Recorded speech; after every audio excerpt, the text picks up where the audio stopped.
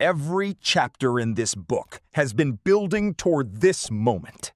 Napoleon Hill spent 20 years studying success.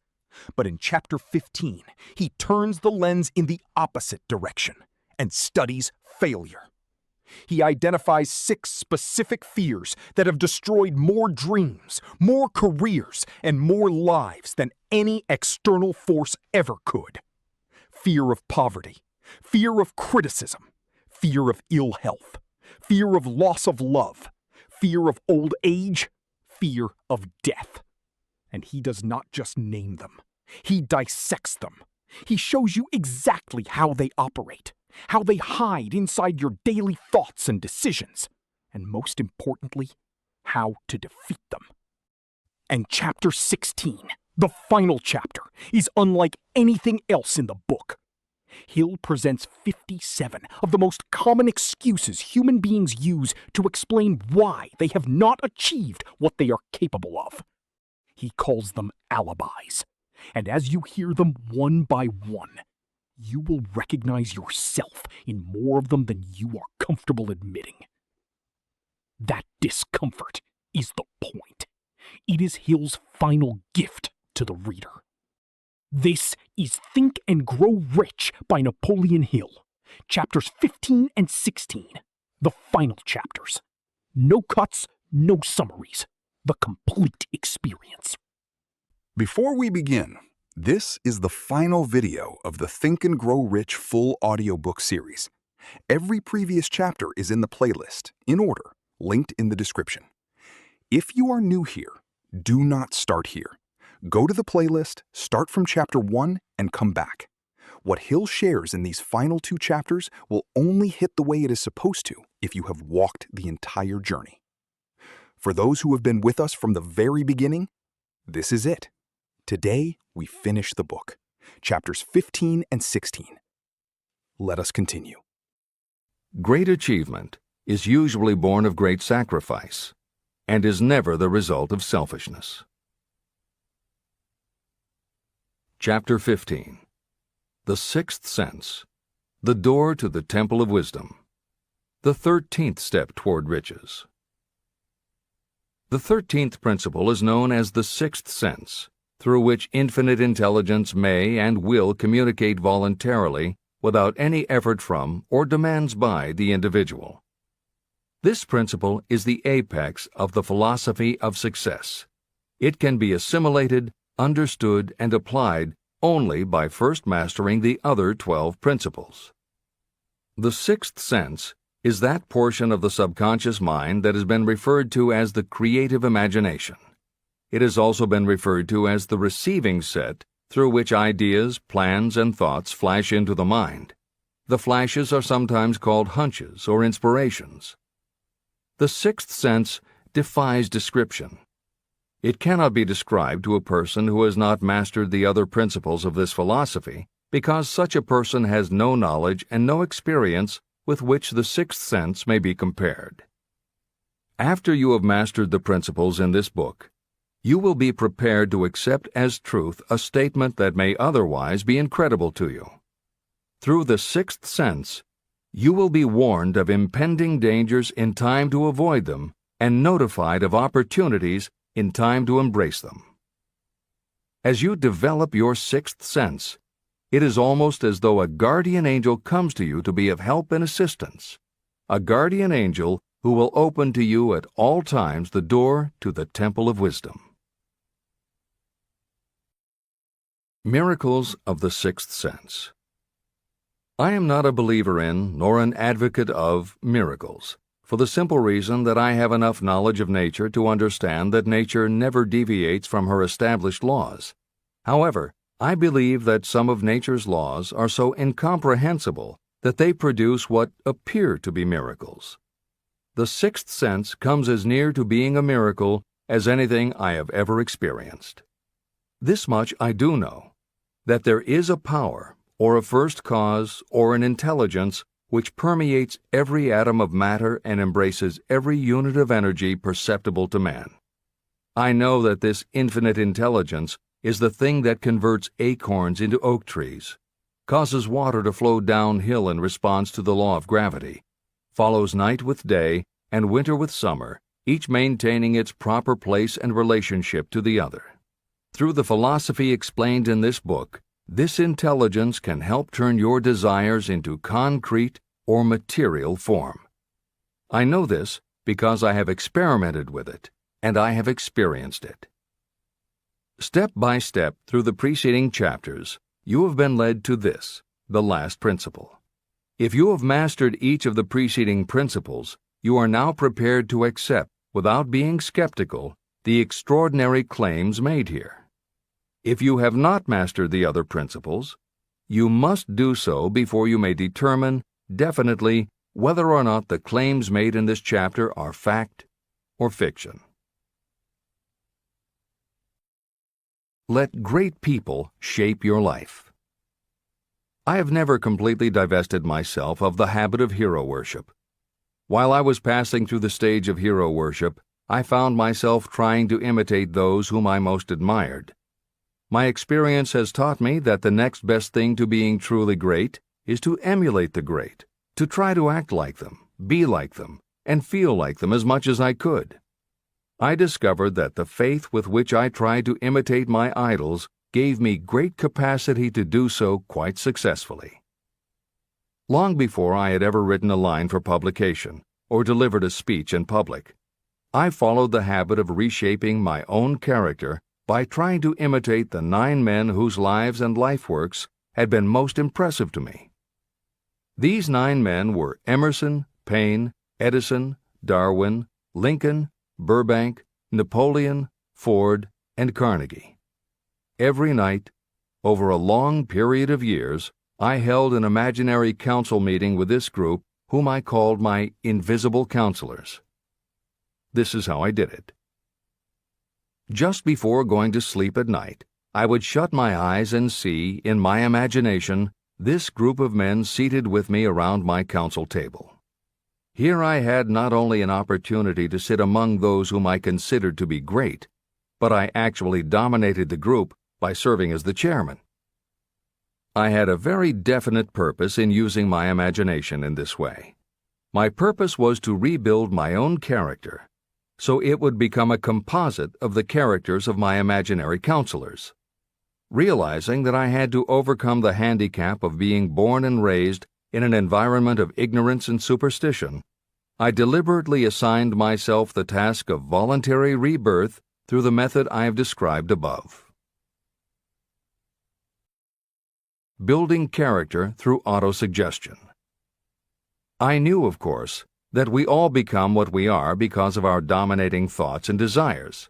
I knew that every deeply seated desire causes a person to find a way to turn that desire into reality. I knew that self-suggestion is a powerful factor in building character. In fact, it is the sole principle through which character is built. With this knowledge of how the mind works, I was fairly well armed with the equipment needed to rebuild my character. In these imaginary council meetings, I called on my cabinet members for the knowledge I wished each to contribute. I would even speak out loud to each of them as follows. Mr. Emerson, I desire to acquire from you the marvelous understanding of nature which distinguished your life.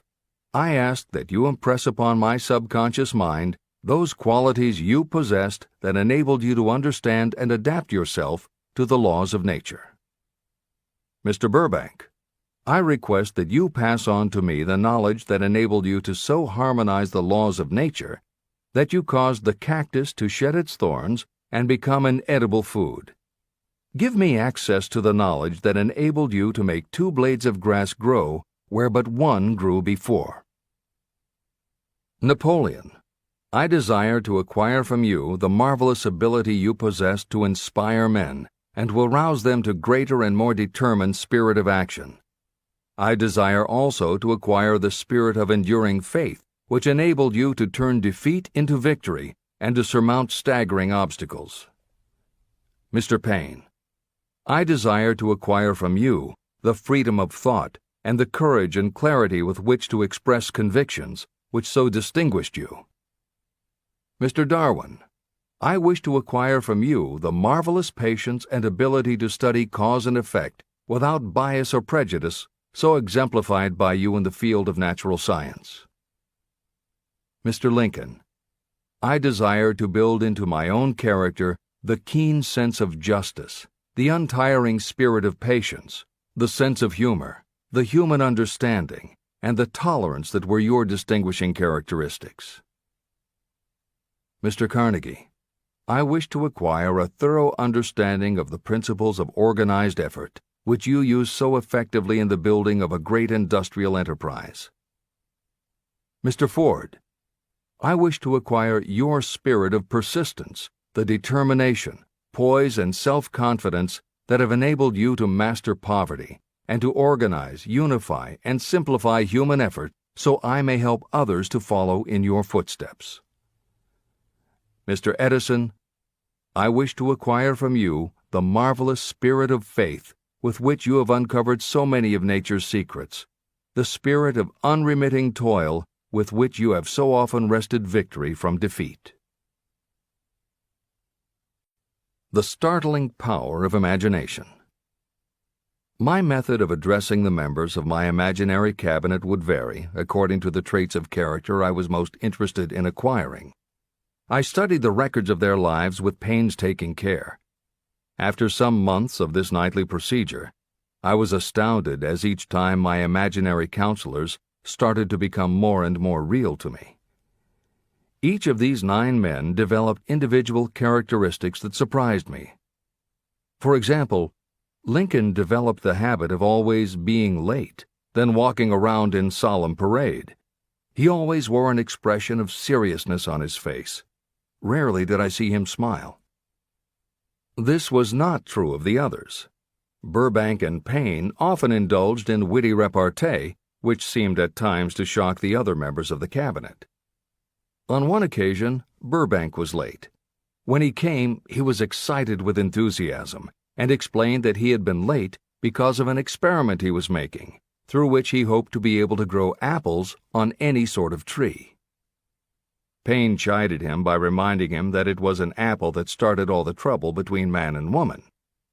Darwin chuckled as he suggested that Payne should watch out for little serpents when he went into the forest to gather apples, as they had the habit of growing into big snakes. Emerson observed, "No serpents, no apples," and Napoleon remarked, "No apples, no state." These meetings became so realistic that I became fearful of their consequences and discontinued them for several months. The experiences were so uncanny, I was afraid that if I continued them, I would lose sight of the fact that the meetings were purely experiences of my imagination. In writing this book, this is the first time that I've had the courage to mention this. I knew from my own attitude in connection with such matters that I would be misunderstood if I described my unusual experience. I now have the courage to put this on the printed page, because I am now less concerned about what they say than I was in the years that have passed. While the members of my cabinet may be purely fictional, and the meetings existed only in my own imagination, they have led me into glorious paths of adventure, rekindled my appreciation of true greatness, encouraged my creativity, and inspired me to be honest and bold in expressing my thoughts. Editor's comments. Napoleon Hill's experience with his imaginary counselors is not as uncommon as it may seem on first reading. In fact, it happens to novelists all the time. As an author proceeds with the writing of a book, there will come a point when the characters in the novel become so well defined in the author's mind that the personalities of the characters themselves begin to suggest plot points and dialogue that the author never planned. Often the thoughts that come to the author when he or she is in the character are completely original, and in real life would never have occurred to the author. Psychiatrists, therapists, and motivational experts also use this phenomenon when they work with role-playing.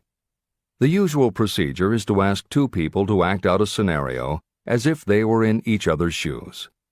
If this is done in a situation where the participants do not feel embarrassed or self-conscious, and if the people will allow themselves to become submerged and seriously try to become the other person, the results can be stunning.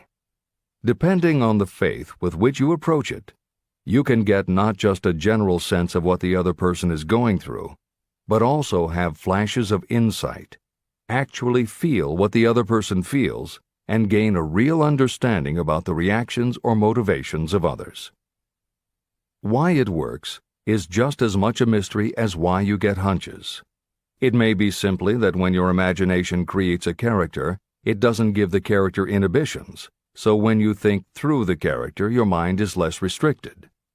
Regardless, the fact is that by using your imagination to project yourself into other characters, you can open yourself to ideas that you don't normally have access to, and you can use this mental phenomenon as one of the tools that will help you turn your desire into success. This is the end of the editor's comments. Tapping the source of inspiration. Somewhere in the cell structure of the brain is something that receives the vibrations of thought ordinarily called hunches. So far, science has not discovered where this sixth sense is located, but this is not important. The fact remains that human beings do receive accurate knowledge through sources other than the physical senses. Generally, such knowledge is received when the mind is under the influence of extraordinary stimulation. Any emergency that arouses the emotions and causes the heart to beat more rapidly may bring the sixth sense into action. Anyone who has experienced a near accident while driving knows that the sixth sense often comes to your rescue and by split seconds helps to avoid the accident. I mention this as background to the following statement of fact.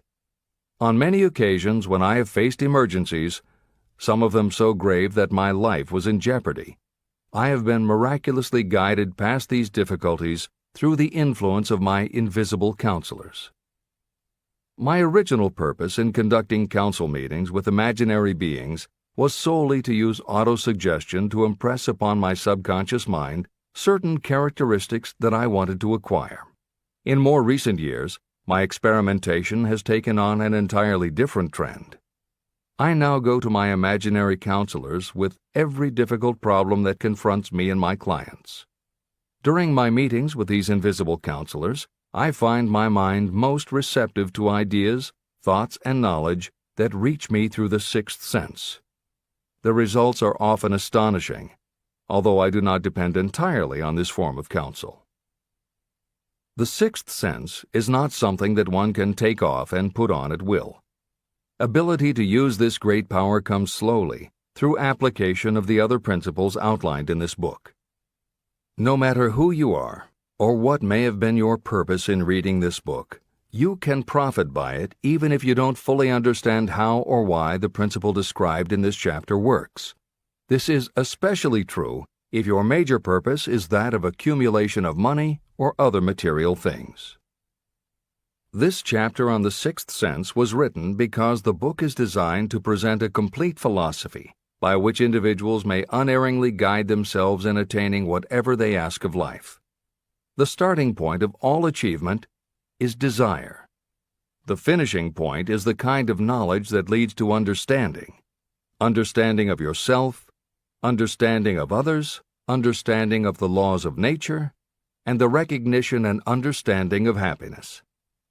Full understanding of this comes only through familiarity with and use of the principle of the sixth sense.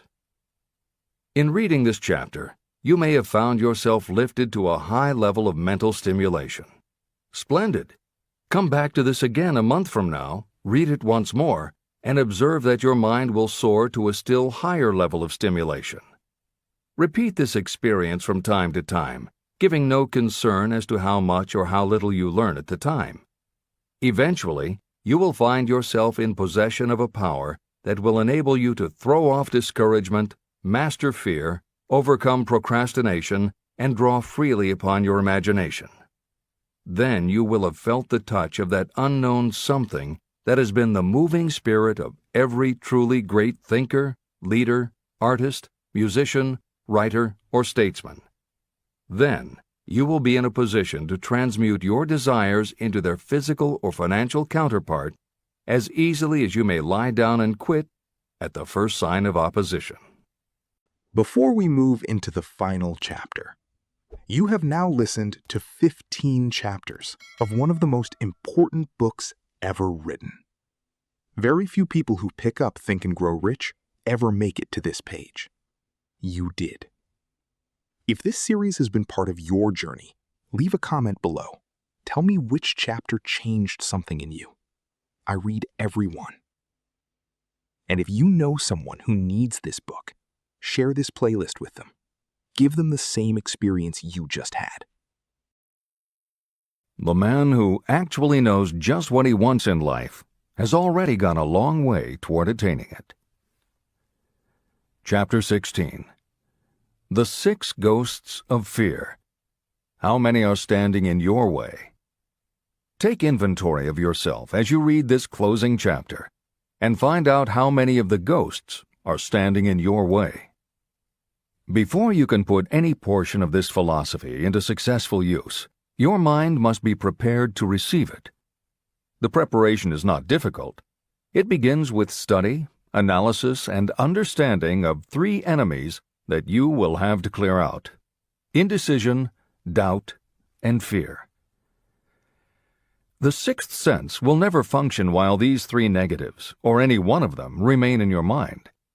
The members of this unholy trio are closely related. Where one is found, the other 2 are close at hand. Indecision is the seedling of fear. Remember this as you read. Indecision crystallizes into doubt. The 2 blend and become fear. The blending process often is slow. This is one reason why these 3 enemies are so dangerous. They germinate and grow without their presence being observed. The remainder of this chapter describes a state of mind that you must attain before the philosophy can be put into practical use. This chapter also analyzes a condition that has reduced huge numbers of people to poverty, and it states a truth that must be understood by all who accumulate riches, whether measured in terms of money or in terms of a state of mind that may be of far greater value than money.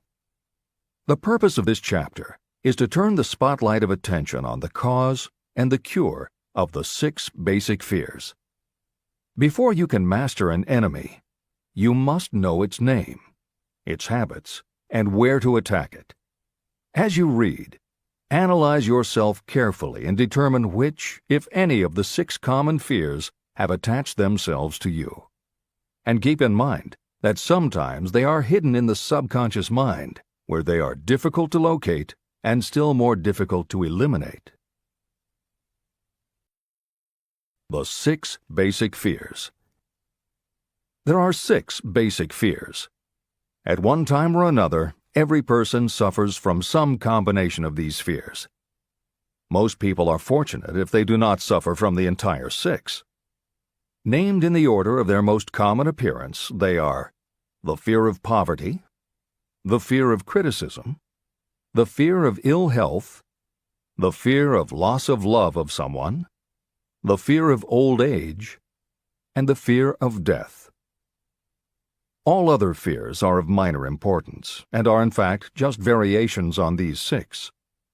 Fears are nothing more than states of mind.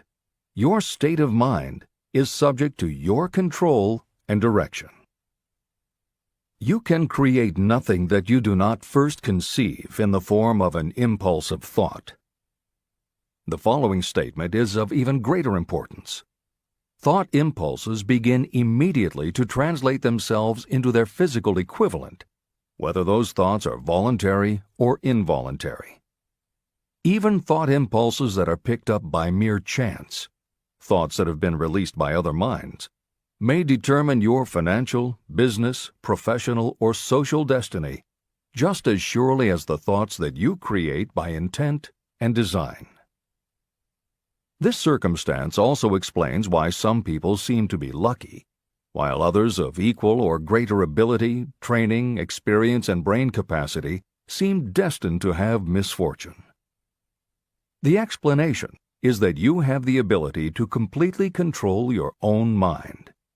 With this control, You may open your mind to the thought impulses that are being released by other brains, or you can close the doors tightly and admit only thought impulses of your own choice.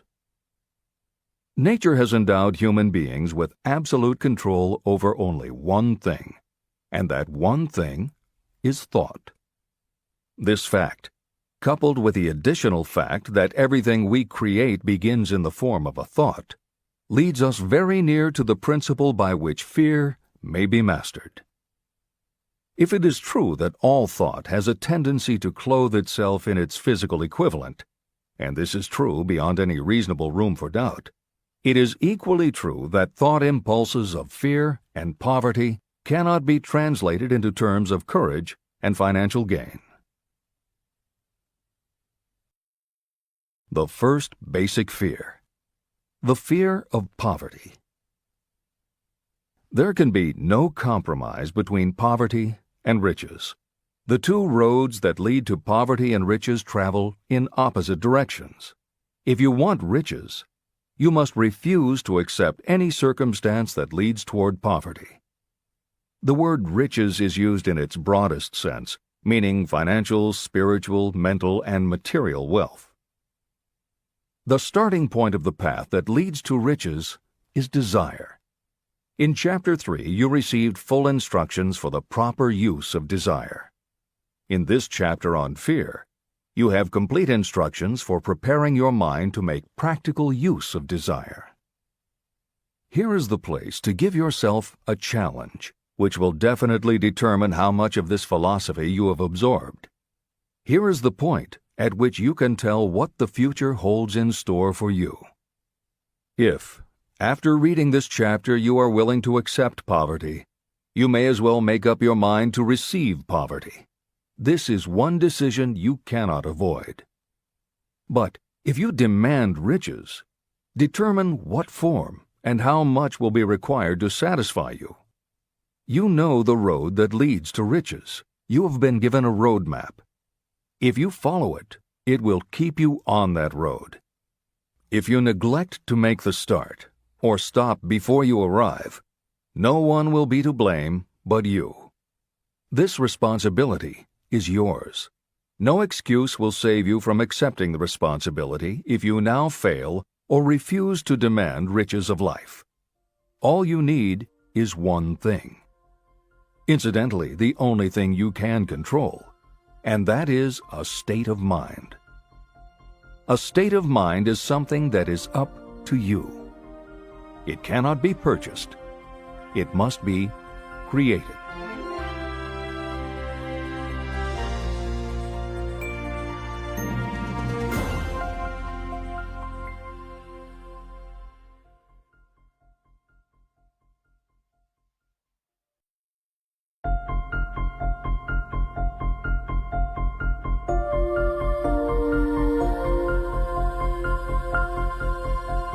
The most destructive fear. Fear of poverty is a state of mind, nothing else. But it is sufficient to destroy your chances of achievement in any undertaking. This fear paralyzes your ability to use reason, destroys the imagination, kills off self-reliance, undermines enthusiasm, discourages initiative, leads to uncertainty of purpose, encourages procrastination, wipes out enthusiasm, and makes self-control an impossibility. It takes the charm from your personality, destroys the possibility of accurate thinking, diverts concentration of effort. It defeats persistence, turns willpower into nothingness, destroys ambition, clouds the memory, and invites failure in every conceivable form. It kills love and assassinates the finer emotions of the heart, discourages friendship and invites disaster in 100 forms, leads to sleeplessness, misery, and unhappiness. And all this despite the obvious truth that you live in a world of overabundance of everything your heart could desire, with nothing standing between you and your desires except lack of a definite purpose. The fear of poverty is, without doubt, the most destructive of the 6 basic fears. It has been placed at the head of the list because it is the most difficult to master. The fear of poverty grew out of our inherited tendency to prey upon our fellow human beings economically. Nearly all animals lower than us are motivated by instinct, but their capacity to think is limited, and therefore they prey upon one another physically. We, with our superior sense of intuition, with the capacity to think and to reason, do not eat others bodily. Human beings get more satisfaction out of eating others financially. Humans are so avaricious that every conceivable law has been passed to safeguard us from one another. Nothing brings so much suffering and humility as poverty. Only those who have experienced poverty understand the full meaning of this. It is no wonder that we fear poverty. Through a long line of inherited experiences, we have learned for sure that some people cannot be trusted where matters of money and earthly possessions are concerned. So eager are we to possess wealth that we will acquire it in whatever manner we can, through legal methods if possible, through other methods if necessary or expedient. Self-analysis may disclose weaknesses that you do not like to acknowledge, but this form of examination is essential if you are going to demand of life more than mediocrity and poverty. Remember, as you check yourself point by point, that you are both the court and the jury, the prosecuting attorney and the attorney for the defense, and that you are both the plaintiff and the defendant. You are on trial. Face the facts squarely. Ask yourself definite questions and demand direct replies. When the examination is over, you will know more about yourself. If you do not feel that you can be an impartial judge, call upon someone who knows you well to serve as judge while you cross-examine yourself. You are after the truth. Get it, no matter at what the cost, even though it may temporarily embarrass you. The majority of people, if asked what they fear most, would reply, "I fear nothing." The reply would be inaccurate, because few people realize that they are bound, handicapped, whipped spiritually and physically through some form of fear. So subtle and deeply seated is the emotion of fear that you may go through life and never recognize its presence. Only a courageous analysis will disclose the presence of this universal enemy. When you begin such an analysis, search deeply into your character. The following is a list of the symptoms to look for. Symptoms of the fear of poverty. 1. Indifference. Commonly expressed through lack of ambition, willingness to tolerate poverty, and the acceptance of whatever compensation life may offer without protest. Also mental and physical laziness, and lack of initiative, imagination, enthusiasm, and self-control. 2. Indecision. The habit of permitting others to do your thinking. Sitting on the fence. 3. Doubt.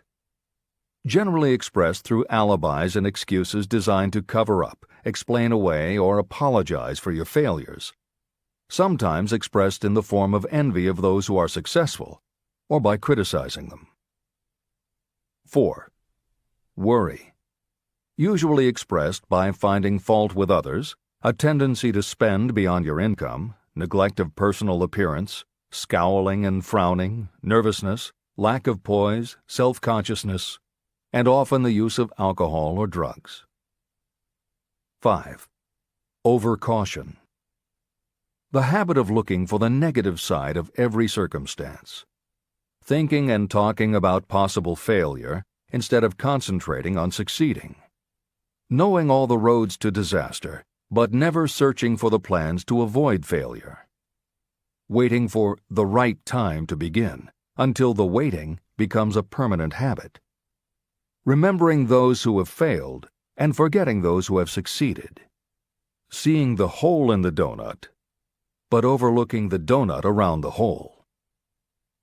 6. Procrastination. The habit of putting off until tomorrow that which should have been done last year. spending more time in creating excuses than it would take to do the job. This symptom is closely related to overcaution, doubt, and worry. Refusal to accept responsibility. Willingness to compromise rather than put up a fight. Compromising with difficulties instead of harnessing and using them as stepping stones to advancement. Bargaining with life for a penny instead of demanding prosperity, opulence, riches, contentment, and happiness. Planning what to do if you fail instead of burning all bridges and making retreat impossible. Weakness of, and often total lack of, self-confidence, definiteness of purpose, self-control, initiative, enthusiasm, ambition, thrift, and sound reasoning ability.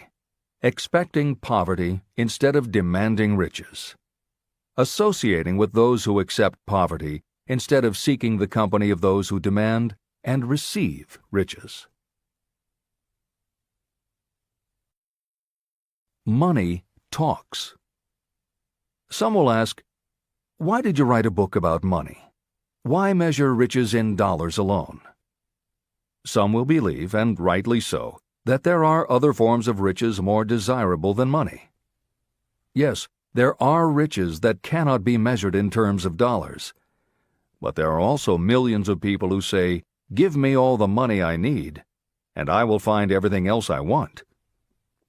The major reason why I wrote this book on how to get money is that millions of men and women are paralyzed with the fear of poverty. What this sort of fear does to one was well described by Westbrook Pegler. Editor's comments.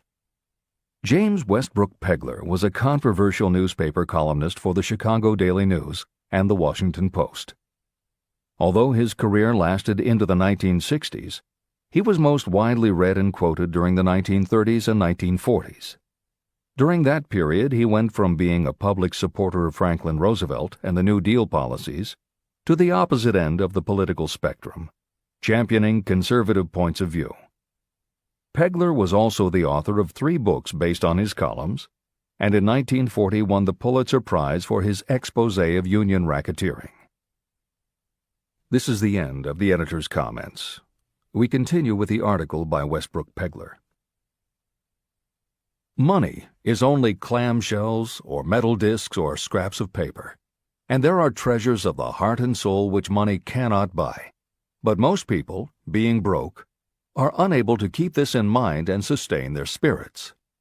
When a man is down and out and on the street, unable to get any job at all, something happens to his spirit, which can be observed in the droop of his shoulders, the set of his hat, his walk, and his gaze.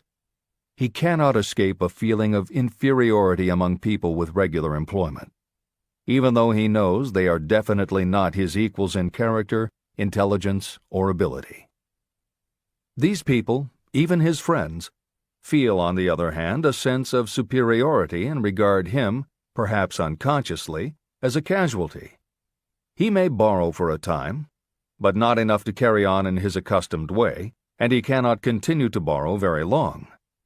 But borrowing in itself, when a man is borrowing merely to live, is a depressing experience, and the money lacks the power of earned money to revive his spirits.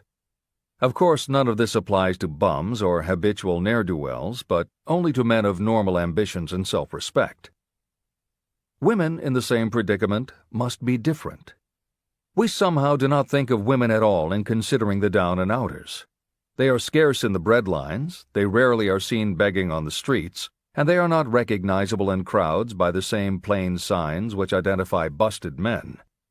Of course, I do not mean the shuffling hags of the city streets, who are the opposite number of the confirmed male bums. I mean reasonably young, decent, and intelligent women. There must be many of them, but their despair is not apparent. When a man is down and out, he has time on his hands for brooding. He may travel miles to see a man about a job and discover that the job is filled, or that it is one of those jobs with no base pay, but only a commission on the sale of some useless knick-knack which nobody would buy except out of pity. Turning that down, he finds himself back on the street with nowhere to go, but just anywhere. So he walks and walks. He gazes into store windows at luxuries which are not for him, and feels inferior and gives way to people who stop to look with an active interest. He wanders into the railroad station, or puts himself down in the library to ease his legs and soak up a little heat. But that isn't looking for a job, so he gets going again. He may not know it, but his aimlessness would give him away even if the very lines of his figure did not. He may be well dressed in the clothes left over from the days when he had a steady job, but the clothes cannot disguise the droop. He sees thousands of other people, bookkeepers or clerks or chemists or wagon hands, busy at their work, and envies them from the bottom of his soul.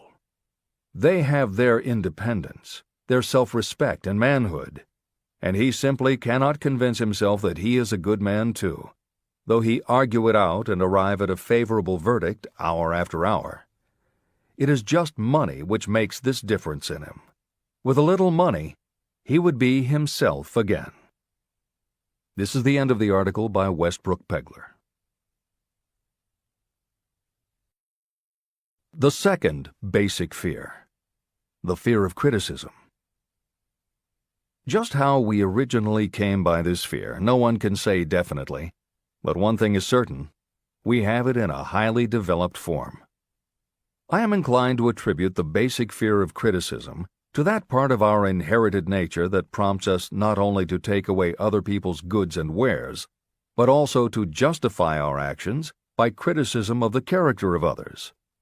It is well known that a thief will criticize the man from whom he steals, that politicians seek office not by displaying their own virtues and qualifications, but by running negative campaigns against their opponents.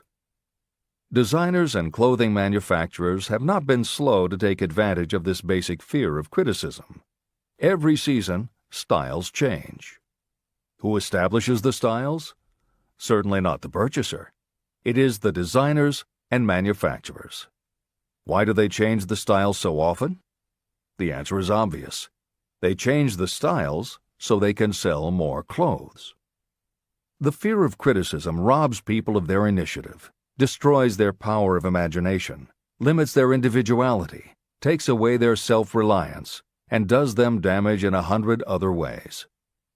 Parents often do their children irreparable injury by criticizing them. The mother of one of my friends used to punish him with a switch almost daily, always completing the job with the statement, "You'll land in the penitentiary before you are 20. He was sent to a reformatory at the age of 17.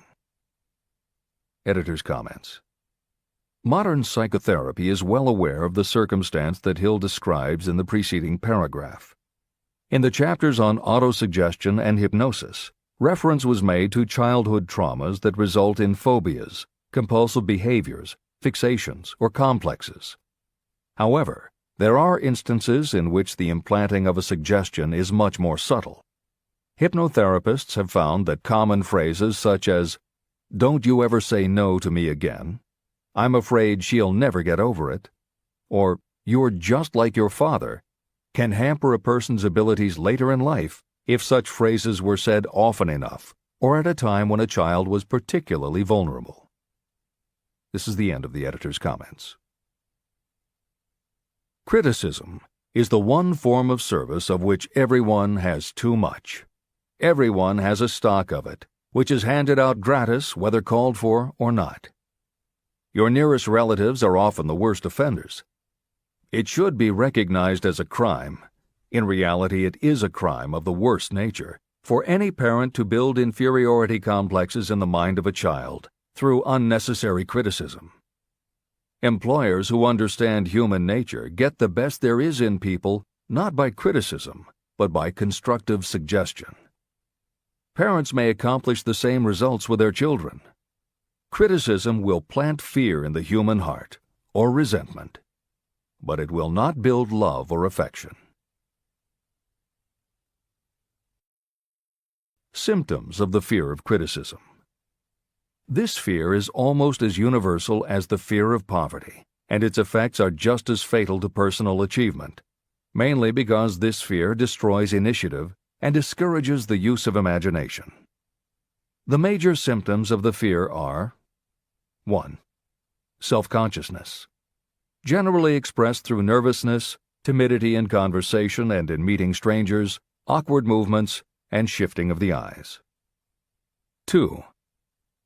Lack of poise, expressed through lack of voice control, nervousness in the presence of others, poor posture, poor memory.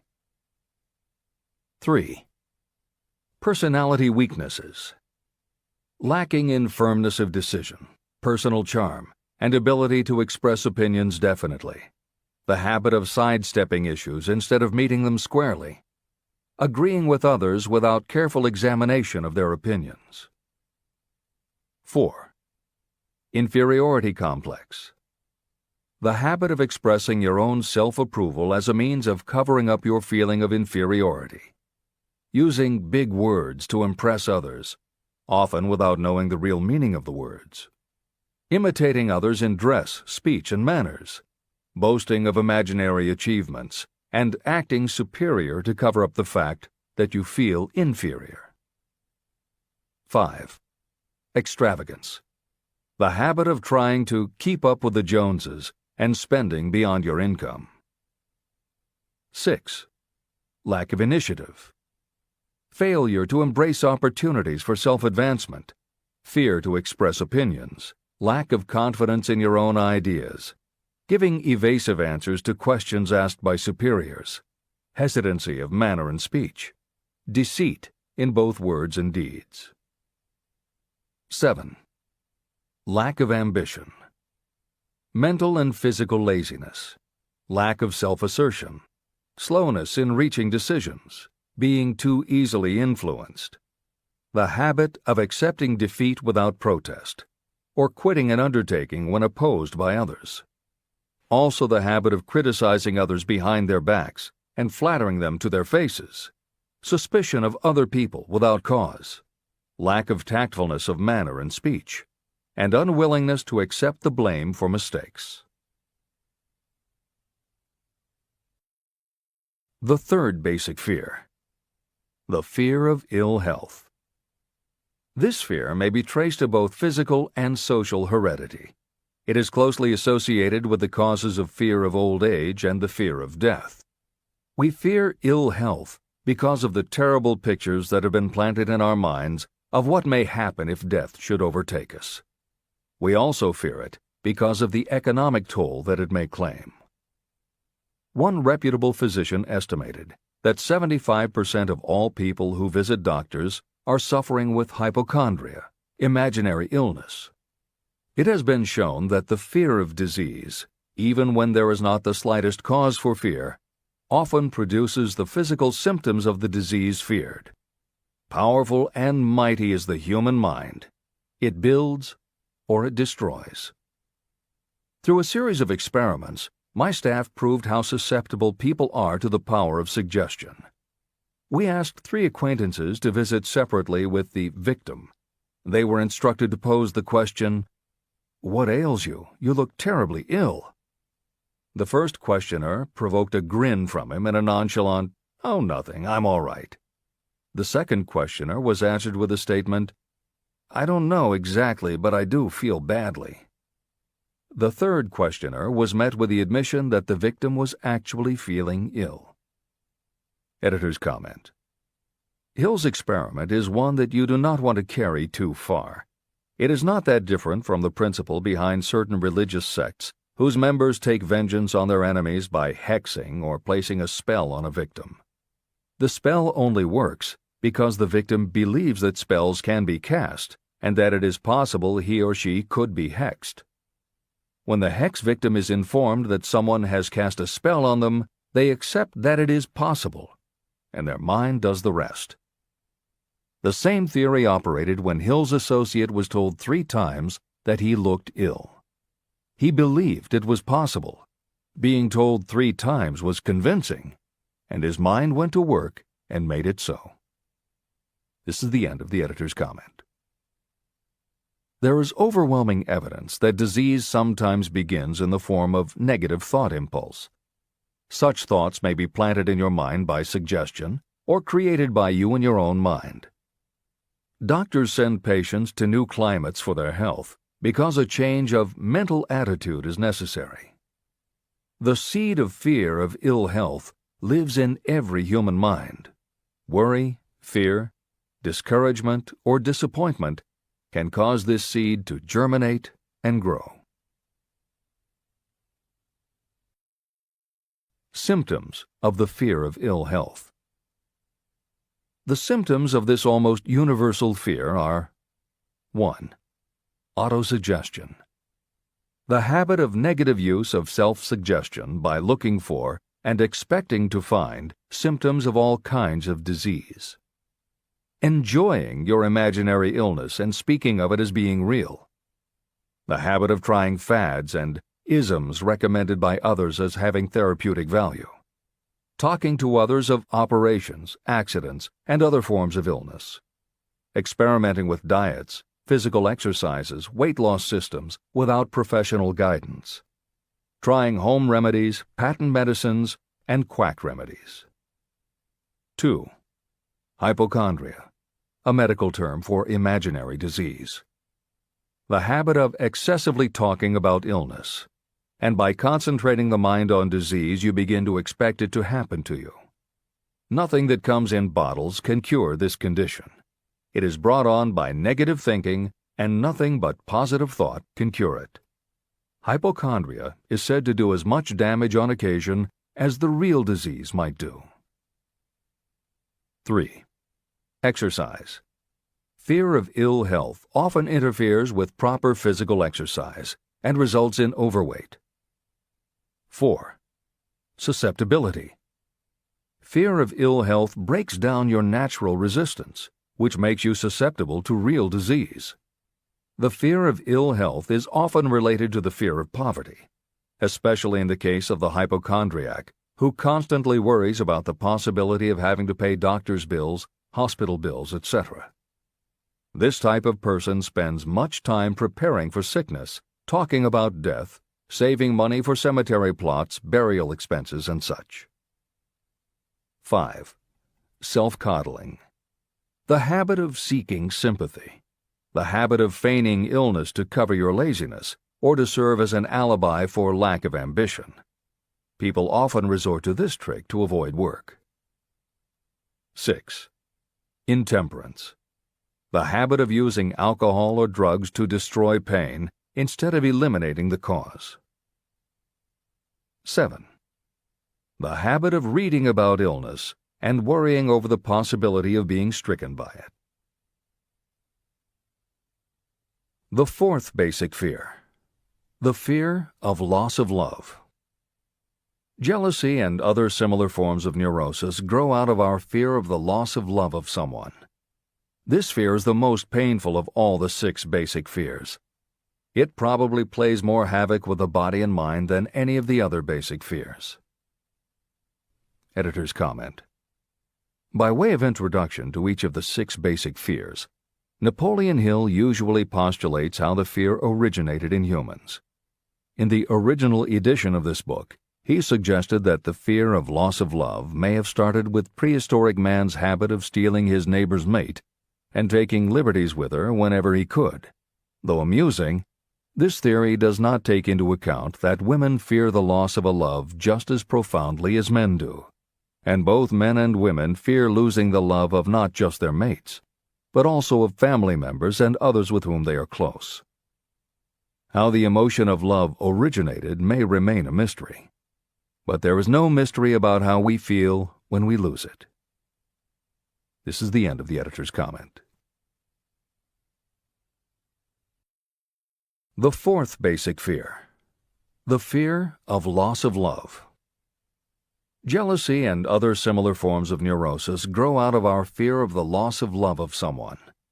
This fear is the most painful of all the 6 basic fears. It probably plays more havoc with the body and mind than any of the other basic fears. Editor's comment. By way of introduction to each of the 6 basic fears, Napoleon Hill usually postulates how the fear originated in humans. In the original edition of this book, he suggested that the fear of loss of love may have started with prehistoric man's habit of stealing his neighbor's mate and taking liberties with her whenever he could. Though amusing, this theory does not take into account that women fear the loss of a love just as profoundly as men do, and both men and women fear losing the love of not just their mates, but also of family members and others with whom they are close. How the emotion of love originated may remain a mystery, but there is no mystery about how we feel when we lose it. This is the end of the editor's comment. Symptoms of the fear of loss of love. The distinguishing symptoms of this fear are 1. Jealousy. The habit of being suspicious of friends and loved ones. The habit of accusing wife or husband of infidelity without grounds. General suspicion of everyone and absolute faith in no one. 2. Fault-finding. The habit of finding fault with friends, relatives, business associates, and loved ones upon the slightest provocation, or without any cause whatsoever. 3. Gambling. The habit of gambling, stealing, cheating, and otherwise taking hazardous chances to provide money for loved ones, in the belief that love can be bought. The habit of spending beyond your means, or incurring debts to provide gifts for loved ones, in order to make a good impression. Also insomnia, nervousness, lack of persistence, weakness of will, lack of self-control, lack of self-reliance, bad temper. The fifth basic fear. The fear of old age. In the main, this fear grows out of two sources. First, the thought that old age may bring with it poverty. Second is the concern that many have for what may await them in the world beyond. The most common cause of fear of old age is associated with the possibility of poverty. Poorhouse is not a pretty word. It throws a chill into the mind of every person who faces the possibility of having to spend declining years having to live on some form of charity. The possibility of ill health, which is more common as people grow older, is also a contributing cause of this common fear of old age, as is concern about diminishing sexuality. Another contributing cause of the fear of old age is the possibility of loss of freedom and independence, as old age may bring with it the loss of both physical and economic freedom. Symptoms of the fear of old age. The most common symptoms of this fear are 1. Lack of enthusiasm.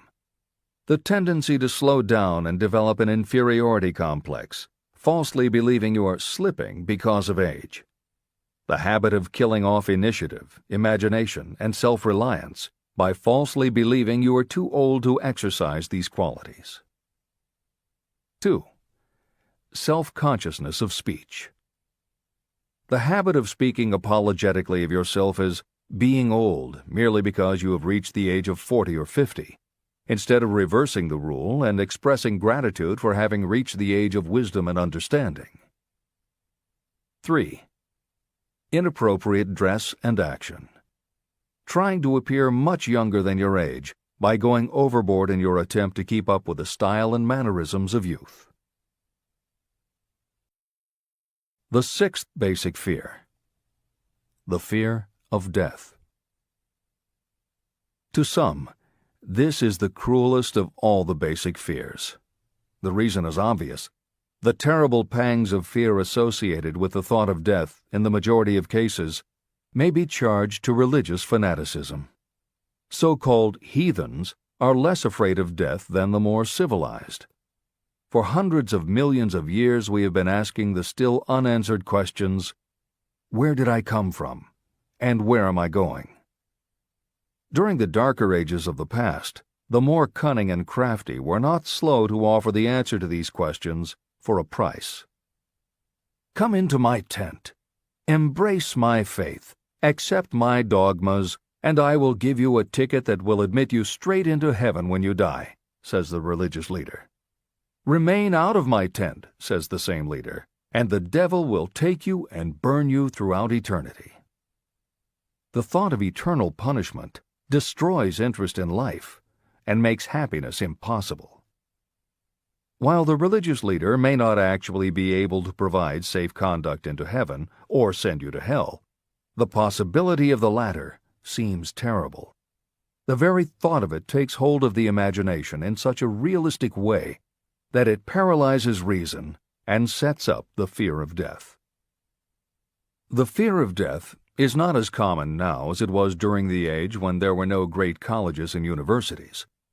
People of science have turned the spotlight of truth upon the world, and this truth is rapidly freeing men and women from this terrible fear of death.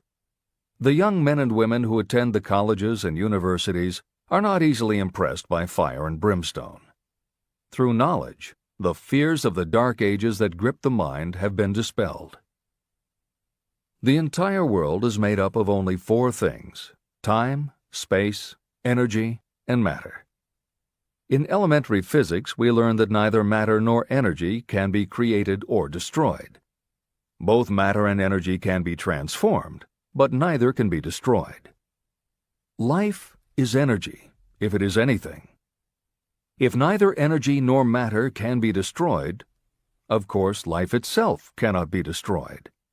Life, like other forms of energy, may be passed through various processes of transition or change, but it cannot be destroyed. Death is mere transition. And if death is not mere change or transition, then nothing comes after death except a long, eternal, peaceful sleep. And sleep is nothing to be feared. If you can accept the logic of this, you may forever wipe out your fear of death. Symptoms of the fear of death. The general symptoms of this fear are: 1. The habit of thinking about dying instead of making the most of life. This is generally due to lack of purpose or lack of a suitable occupation. This fear is more prevalent among the aged, but sometimes the more youthful are victims of it. The greatest of all remedies for the fear of death is a burning desire for achievement, backed by useful service to others. A busy person seldom has time to think about dying. A busy person finds life too thrilling to worry about death. 2. Sometimes the fear of death is closely associated with the fear of poverty, where death would leave loved ones poverty-stricken. 3. In other cases, the fear of death is caused by illness and the breakdown of physical body resistance. 4.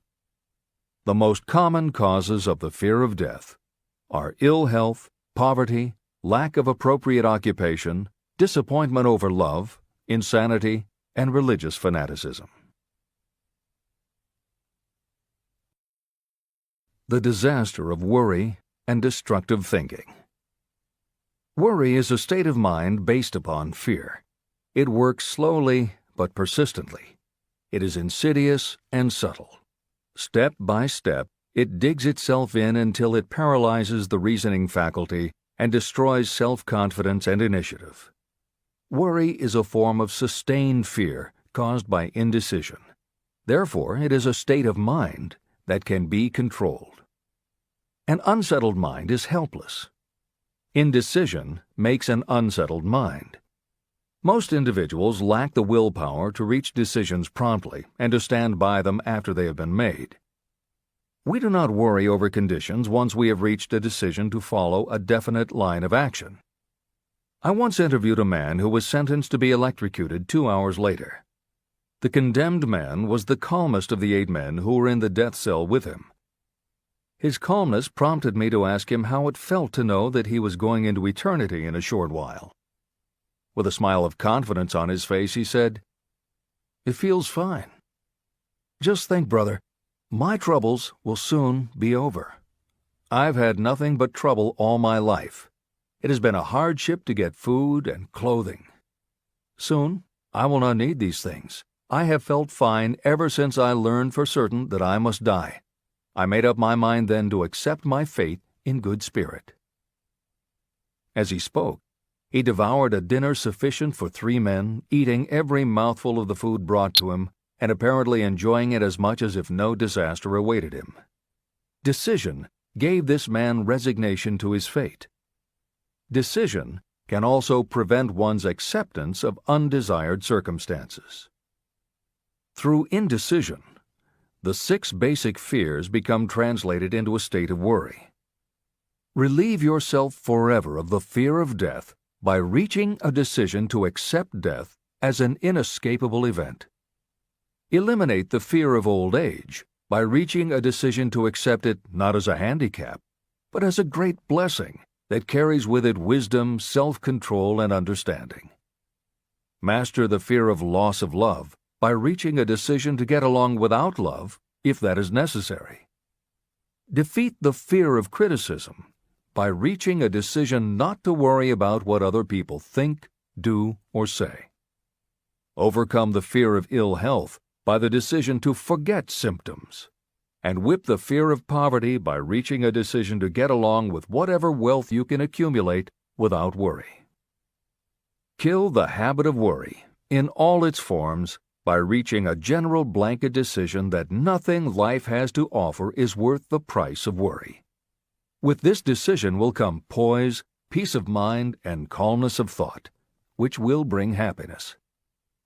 If your mind is filled with fear, you not only destroy your own chances of intelligent action, but you transmit these destructive vibrations to the minds of all who come into contact with you, and you destroy their chances too. Even a dog or a horse knows when its master lacks courage. It will pick up the vibrations of fear given off by its master and behave accordingly.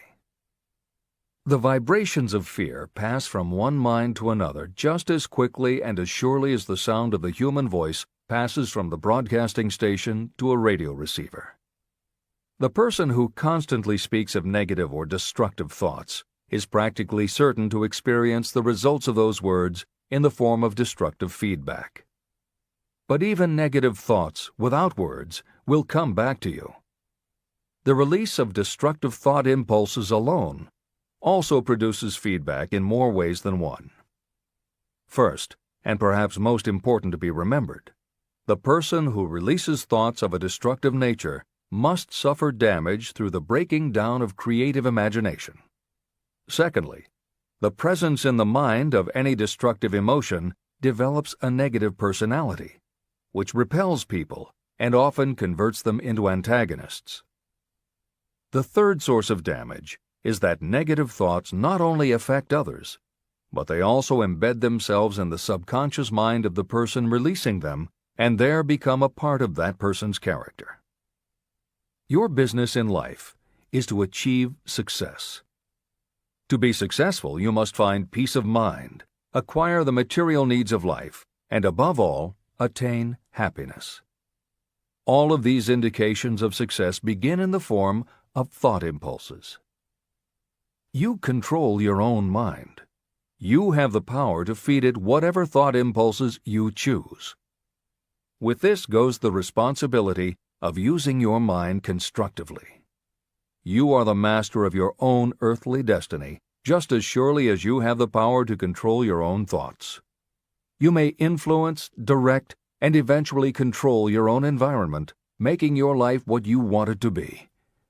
Or you may neglect to make your life what you want, and you will be adrift on the seas of circumstance, where you will be tossed like a wood chip on the waves of the ocean. The Devil's Workshop. In addition to the 6 basic fears, there is another evil by which people suffer. It constitutes a rich soil in which the seeds of failure grow abundantly. It is so subtle that its presence often is not detected. It is more deeply rooted and more often fatal than all of the 6 fears. For want of a better name, let us call this evil susceptibility to negative influences. Those who accumulate great riches always protect themselves against negative influences. The poverty-stricken never do. Those who succeed in any calling must prepare their minds to resist such influences. If you are reading this book to learn how to grow rich, you should examine yourself very carefully to determine whether you are susceptible to negative influences. If you neglect this self-analysis, you will give up your right to attain the object of your desires. Make your analysis searching. As you read the following questions, Be tough on yourself. Go at the task as carefully as you would if you were searching for any other enemy you knew was waiting to ambush you. You must deal with your own faults as you would with a real and serious enemy. You can easily protect yourself against real enemies because there are laws, police, and courts to deal with them. But this seventh basic evil is more difficult to master because it strikes when you are not aware of its presence, when you are asleep and while you are awake. Moreover, its weapon is intangible because it consists of merely a state of mind. Negative influences are also dangerous because they come in so many different forms. Sometimes they enter the mind through the well-meant words of your friends and relatives. At other times they come from within, through your own mental attitude. Always, it is as deadly as poison, even though it may not kill as quickly. How to protect yourself against negative influences. To protect yourself against negative influences, whether of your own making or the result of negative people around you, recognize that your willpower is your defense. You must put it into constant use until it builds a wall of immunity against negative influences in your own mind. Recognize that you and every other human being are, by nature, lazy, indifferent, and susceptible to all suggestions that reinforce your weaknesses. Recognize that you are, by nature, susceptible to all of the 6 basic fears, and you must set up habits to counteract all these fears. Recognize that negative influences often work on you through your subconscious mind and are therefore difficult to detect. Keep your mind closed against all people who depress or discourage you in any way. Clean out your medicine chest and stop pandering to colds, aches, pains, and imaginary illness. Deliberately seek the company of people who influence you to think and act for yourself. Do not expect troubles, as they have a tendency not to disappoint. Without doubt, the most common weakness of all human beings is the habit of leaving their minds open to the negative influences of other people. This weakness is all the more damaging because most people do not even know they do it. The following list of questions is designed to help you see yourself as you really are. You should read through the list now. Then set aside a day when you can give adequate time to go through the list again and thoroughly answer each question. When you do this, I advise that you read the questions and state your answers aloud so you can hear your own voice. This will make it easier for you to be truthful with yourself. Self-analysis questions. Do you complain often of feeling bad, and if so, what is the cause? Do you find fault with other people at the slightest provocation? Do you frequently make mistakes in your work, and if so, why? Are you sarcastic and offensive in your conversation? Do you deliberately avoid the association of anyone, and if so, why? Do you suffer frequently with indigestion? If so, what is the cause? Does life seem futile and the future hopeless to you? Do you like your occupation? If not, why? Do you often feel self-pity? And if so, why? Are you envious of those who excel you?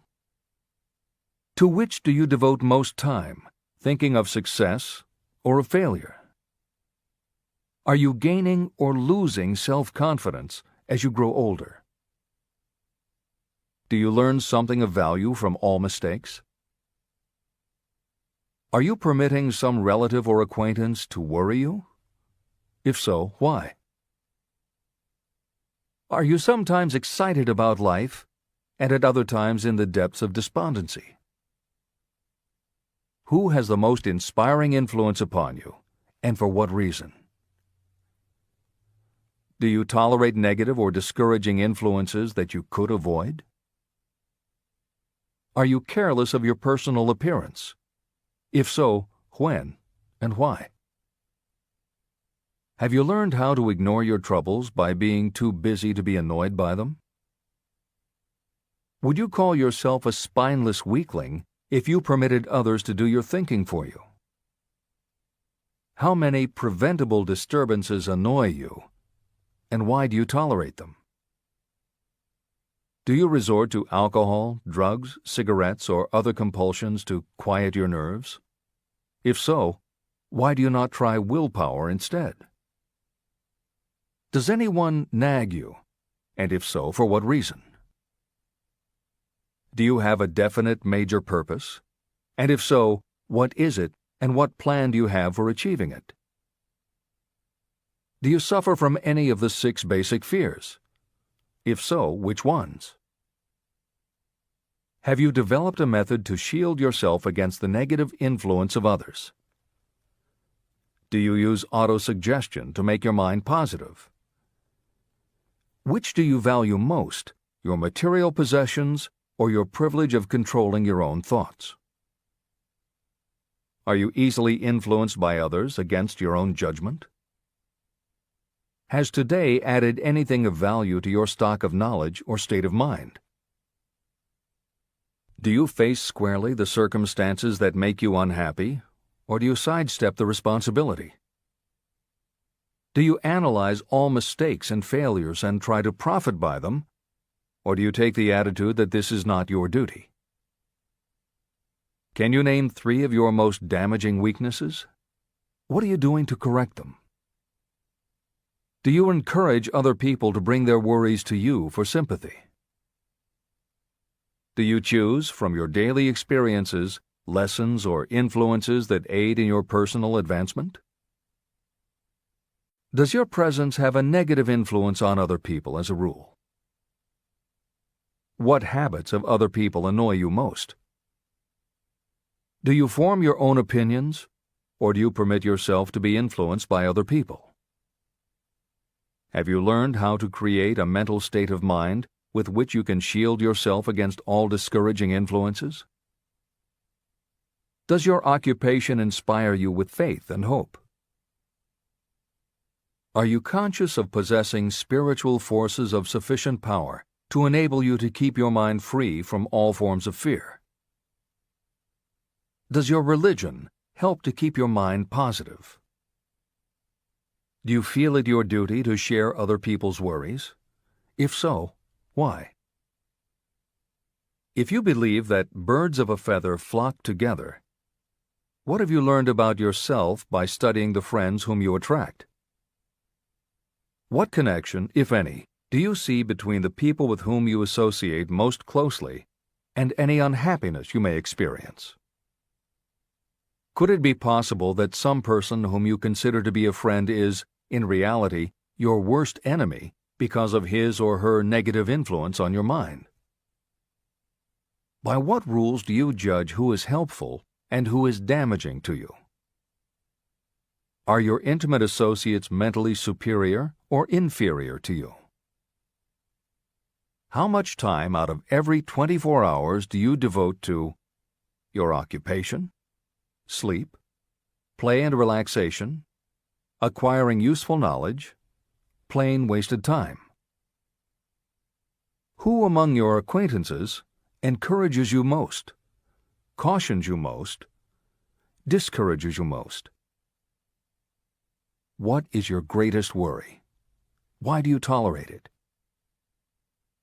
When others offer you free, unsolicited advice, do you accept it without question, or do you analyze their motive? What, above all else, do you most desire? Do you intend to acquire it? Are you willing to subordinate all other desires for this one? How much time daily do you devote to acquiring it? Do you change your mind often? If so, why? Do you usually finish everything you begin? Are you easily impressed by other people's business or professional titles, college degrees, or wealth? Are you easily influenced by what other people think or say about you? Do you cater to people because of their social or financial status? Whom do you believe to be the greatest person living? In what respect is this person superior to yourself? How much time have you devoted to studying and answering these questions? At least one day is necessary for the analysis and the answering of the entire list. If you have answered all these questions truthfully, you know more about yourself than the majority of people. Study the questions carefully. Come back to them once each week for several months, and be astounded at the amount of additional knowledge of great value to yourself you will have gained by the simple method of answering the questions truthfully. If you are not certain about the answers to some of the questions, seek the counsel of those who know you well, especially those who have no motive in flattering you, and see yourself through their eyes. The experience will be astonishing. The one thing over which you have absolute control. You have absolute control over only one thing, and that is your thoughts. This is the most significant and inspiring of all facts known to humans. It reflects our divine nature. This ability to control your thoughts is the sole means by which you may control your own destiny. If you fail to control your own mind, you may be sure you will control nothing else. Your mind is your spiritual estate. Protect and use it with the care to which divine royalty is entitled. You were given your willpower for this purpose. Unfortunately, there is no legal protection against those who, by design or through ignorance, poison the minds of others with negative suggestion. Those with negative minds tried to convince Thomas A. Edison that he could not build a machine that would record and reproduce the human voice, because, they said, no one else has ever produced such a machine. Edison did not believe them. He knew that the mind could produce anything the mind could conceive and believe. That knowledge was the thing that lifted the great Edison above the common herd. Men with negative minds told F.W. Woolworth he would go broke trying to run a store on 5 and 10-cent sales. He did not believe them. He knew that he could do anything within reason if he backed his plans with faith. Exercising his right to keep the negative suggestions of others out of his mind, he piled up a fortune of more than $100 million. Doubting Thomases scoffed scornfully when Henry Ford tried out his first crudely built automobile on the streets of Detroit. Some said the thing would never become practical. Others said no one would pay money for such a contraption. Ford said, "I'll belt the earth with dependable motor cars." And he did. For the benefit of those seeking vast riches, let it be remembered that practically the sole difference between Henry Ford and a majority of workers is this: Ford had a mind, and he controlled it. The others have minds that they do not try to control.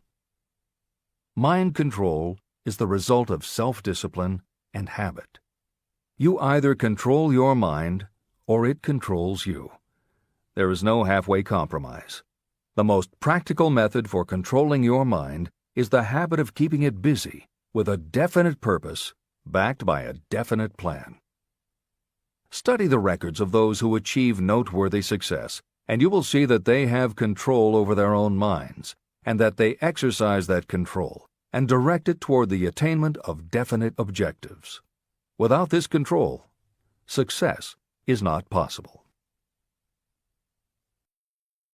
55 Famous Alibis by Old Man If. People who do not succeed have one distinguishing trait in common. They know all the reasons for failure and have what they believe to be airtight alibis to explain away their own lack of achievement. Some of these alibis are clever, and a few of them are justifiable by the facts, but alibis cannot be used for money.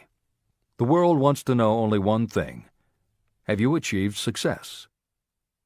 A character analyst compiled a list of the most commonly used alibis. As you read the list, examine yourself carefully and determine how many of these alibis you use. Remember, the philosophy presented in this book makes every one of these alibis obsolete. If I didn't have a wife and family. If I had enough pull. If I had money. If I had a good education. If I could get a job. If I had good health. If I only had time. If times were better. If other people understood me. If conditions around me were only different. If I could live my life over again. If I did not fear what they would say. If I had been given a chance. If I now had a chance. If other people didn't have it in for me. If nothing happens to stop me. If only I were younger. If I only could do what I want. If I had been born rich. If I could meet the right people. If I had the talent that some people have. If I dared to assert myself. If only I had embraced past opportunities. If people didn't get on my nerves. If I didn't have to keep house and look after the children. If I could save some money. If the boss only appreciated me. If I only had somebody to help me. If my family understood me. If I lived in a big city. If I could just get started. If I were only free. If I had the personality of some people. If I were not so fat. If my real talents were known. If I could just get a break. If I could only get out of debt. If I hadn't failed. If I only knew how. If everybody wasn't against me. If I didn't have so many worries. If I could marry the right person. If people weren't so dumb. If my family were not so extravagant. If I were sure of myself. If luck were not against me. If I had not been born under the wrong star. If it were not true that what is to be will be. If I did not have to work so hard. If I hadn't lost my money. If I lived in a different neighborhood. If I didn't have a past. If I only had a business of my own. If other people would only listen to me. If, and this is the greatest of them all, if I had the courage to see myself as I really am, I would find out what is wrong with me and correct it. And I know that something must be wrong with the way I have done things, or I would already have the success that I desire. I recognize that something must be wrong with me, otherwise I would have spent more time analyzing my weaknesses and less time building alibis to cover them. Building alibis to explain away failure is a national pastime.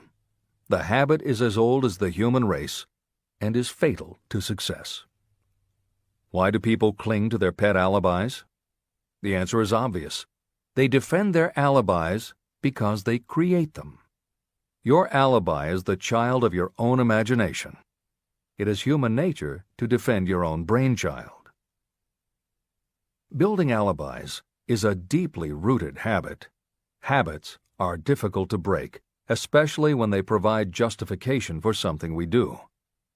Plato had this truth in mind when he said, "The first and best victory is to conquer self. To be conquered by self is, of all things, the most shameful and vile." Another philosopher had the same thought in mind when he said, "It was a great surprise to me when I discovered that most of the ugliness I saw in others was but a reflection of my own nature." Elbert Hubbard, philosopher, author, publisher of the Fra magazine, and founder of the Roy Crofters Community of Artists, said, "It has always been a mystery to me why people spend so much time deliberately fooling themselves by creating alibis to cover their weaknesses. If used differently, this same time would be sufficient to cure the weakness. Then no alibis would be needed." In parting, I would remind you that life is a checkerboard, and the player opposite you is time. If you hesitate before moving, or neglect to move promptly, your men will be wiped off the board by time. You are playing against a partner who will not tolerate indecision. Previously, you may have had a logical excuse for not having forced life to come through with whatever you asked. That alibi is now obsolete, because you are in possession of the master key that unlocks the door to life's riches. The master key is intangible, but it is powerful. It is the privilege of creating, in your own mind, a burning desire for a definite form of riches. There is no penalty for the use of this key, but there is a price you must pay if you do not use it. The price is failure. There is a reward of stupendous proportions if you put the key to use.